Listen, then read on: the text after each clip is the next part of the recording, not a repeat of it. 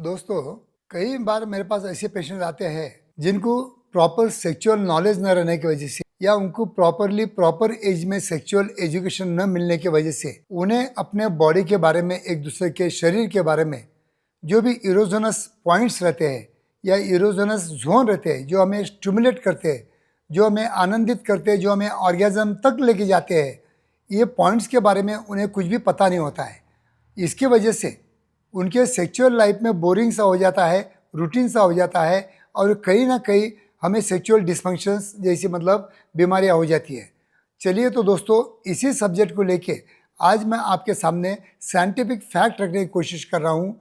मैं हूँ doctor Umesh, as a clinical sexologist. गए 40 साल से मैं प्रैक्टिस कर रहा हूँ।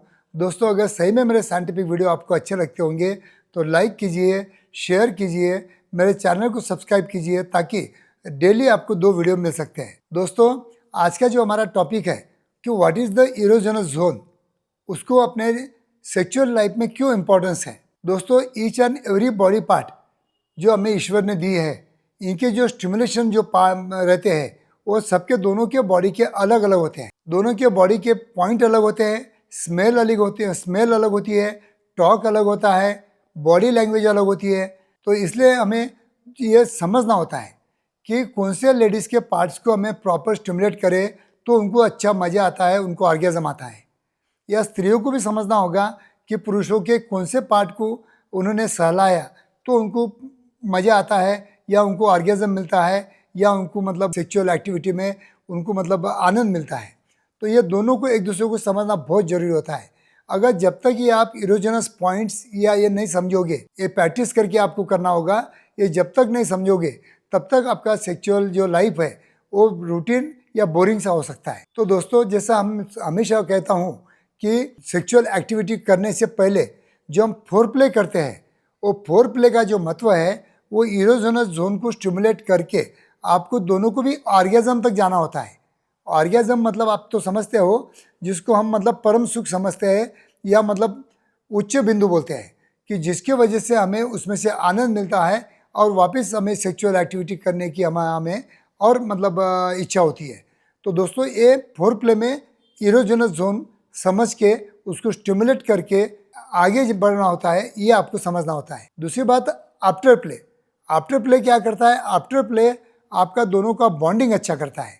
अगर आफ्टर प्ले होने के बाद में सेक्सुअल एक्टिविटी होने के बाद में जस्ट आपने इंसर्ट करके बाहर निकाल दिया और आप वॉशरूम गए, ऐसा न करते हुए थोड़ी सी बातें कीजिए, एक दूसरे को समझिए, उनको आज काय में मज़ा आया, किस चीज़ में मज़ा आया, ये आप समझ के लीजिए। आप भी उनको बोलो कि भाई आपने ये ऐसा ऐसा किया है तो ये बातों में मुझे बहुत मज़ा आया, ऐसा मुझे बहुत अच्छा लगता है। अगर आफ्टर प्ले में ये सब बातें करोगे, ये सब बातें समझोगे, तो एक दूसरे के इरोजनस जो पॉइंट रहते हैं उसके बारे में आपको जानकारी मिलेगी और नेक्स्ट टाइम आपका सेक्सुअल लाइफ या सेक्सुअल एक्टिविटी और इससे भी ज़्यादा बेहतरीन हो सकती है। तो डेली सेम टाइम में या सेम एक जैसा करने की वजह से जो आपका लाइफ बोरिंग हो जाता है या रूटीन सा हो जाता है, तो उसमें बदलाव करने के लिए ये इरोजनस जोन्स को आपको समझना होगा और उसकी वजह से आपको हमेशा कुछ ना कुछ आपके सेक्सुअल एक्टिविटी में चेंजेस करके आपको उसका आनंद लेना होगा या दोनों को आनंद मिल सकता है। तो दोस्तों, ये छोटा सा टॉपिक है लेकिन बहुत इंपॉर्टेंट है, क्योंकि काफ़ी मेरे पास जो पेशेंट आते हैं उनको सेक्स एजुकेशन प्रॉपर न मिलने की वजह से कहीं ना कहीं ये जो छोटी छोटी चीज़ें हैं वो लैक करते हैं और उसकी वजह से उनको सेक्सुअल लाइफ बेहतरीन बनाने के लिए कोई डॉक्टर की या कोई मेडिसिन की हेल्प लेना पड़ता है। लेकिन मैं कहता हूँ कि without any medicine, without the help of doctor, you can treat your self at your home.